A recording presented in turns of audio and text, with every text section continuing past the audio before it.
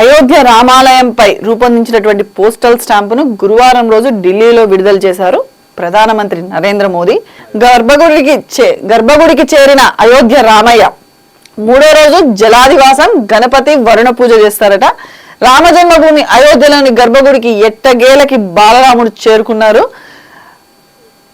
51 అంగుళాల ఈ విగ్రహాన్ని మైసూర్ శిల్పి అరుణ్ యోగిరాజ్ రూపొందించారట.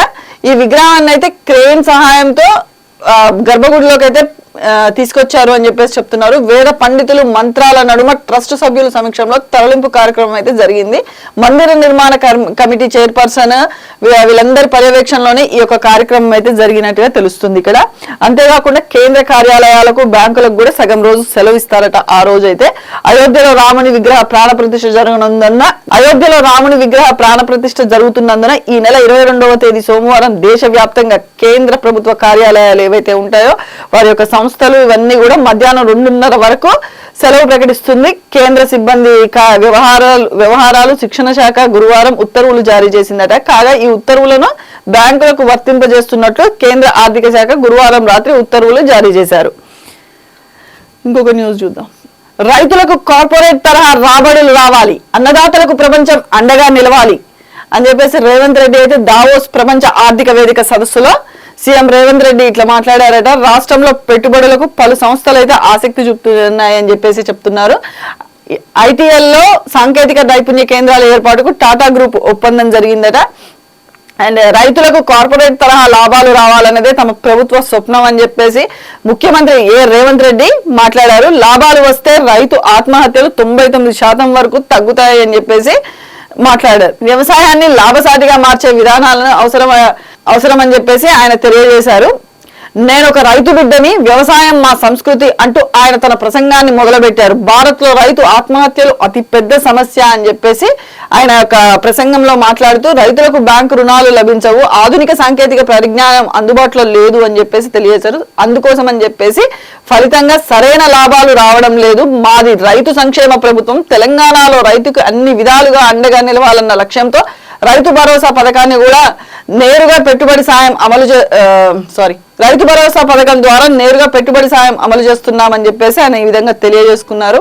రైతులు లాభాల బాట పట్టేందుకు ప్రపంచ దేశాలు సహాయ సహకారాలు అందించాలని చెప్పేసి ముఖ్యమంత్రి కోరినట్టుగా ఇక్కడ న్యూస్ అయితే ఉంది.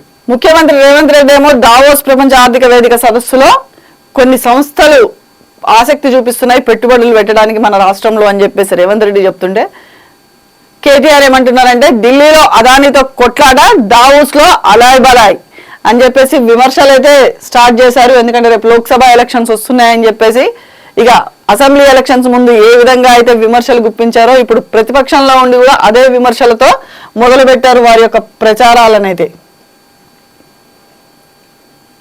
అదానితో ఢిల్లీలో కొట్లాట, దావోస్ లో అలాయ్ బలాయ్. అదానితో కాంగ్రెస్ పార్టీ ఢిల్లీలో కొట్లాడుతూ తెలంగాణలో మాత్రం ఎందుకు కలిసి పనిచేస్తుందో స్పష్టం చేయాలని చెప్పేసి బీఆర్ఎస్ కార్యనిర్వాహక అధ్యక్షుడు మాజీ మంత్రి కేటీఆర్ డిమాండ్ చేశారు. బీజేపీ జాతీయ ప్రధాన కార్యదర్శి బండి సంజయ్ స్వయంగా కాంగ్రెస్ బీజేపీ కలిసి బీఆర్ఎస్ ను ఓడించాయి అని చెప్పేసి ఆయన అంటున్నారు. మోదీ అదాని ఒక్కటేనని రాహుల్ గాంధీ, రేవంత్ రెడ్డి అంటున్నారు. అదాని దోచిన లక్షల కోట్ల ప్రధాని మంత్రికి బీజేపీకి పోతాయని చెప్పేసి రేవంత్ గతంలో అడ్డగోలుగా మాట్లాడారు. ఎన్నికల ముందు అదానిని దొంగ అని ఆరోపించిన ఆయన మరి ఇప్పుడు దావోస్ లో అలాయ్ బలాయ్ చేసుకుంటున్నారు. మరి ఇదేం కథ అని చెప్పి అడుగుతున్నాడు కేటీఆర్. అయితే ఇది కాంగ్రెస్ పార్టీ అవకాశవాద దిగజారుడు రాజకీయమా మరి ఏంటో తెలియాలి, ప్రజలు తెలుసుకోవాల్సిన అవసరం ఉంది అన్నట్టుగా, ప్రజలకు తెలియజేయాల్సిన అవసరం ఉంది అని చెప్పేసి అంటున్నాడు కేటీఆర్. అధికారంలో లేనప్పుడేమో అదానిని దేశానికి శత్రువు అన్న కాంగ్రెస్ ఇప్పుడు ఆయనతో కలిసి ఎందుకు పనిచేస్తుందో చెప్పాలి, ఆయన విషయంలో ఆ పార్టీ వైఖరి ఏంటో స్పష్టత ఇవ్వాలి అని చెప్పేసి మాట్లాడుతూ వచ్చాడు కేటీఆర్. అయితే బీజేపీ ఆదేశాల మేరకే అదానితో తెలంగాణలోని కాంగ్రెస్ ప్రభుత్వం కలిసి పనిచేస్తుంది కేటీఆర్ అయితే ఆరోపిస్తున్నారు. కాంగ్రెస్ బీజేపీ కుమ్మక్కు రాజకీయాలను ప్రజలకు బీఆర్ఎస్ కార్యకర్తలు వివరించాలని చెప్పేసి ఆయన సూచించడం జరిగింది.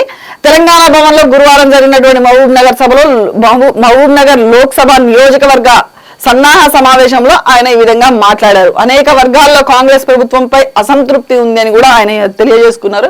కాంగ్రెస్ పార్టీ ఇచ్చినటువంటి 420 హామీలను ఎప్పటికప్పుడు ప్రజలకు గుర్తు చేయాలి. రైతు బంధు, రుణమాఫీ, ఉచిత కరెంటు, పింఛన్లు, నిరుద్యోగ భృతి తదితర హామీలు ఏవి ఇప్పటి వరకు అమలు చేయలేదు అని చెప్పేసి ఆయన ఈ విధంగా అయితే విమర్శలు అయితే గుప్పించారు కేటీఆర్ కాంగ్రెస్ పైన. అయితే ఇంకొక న్యూస్,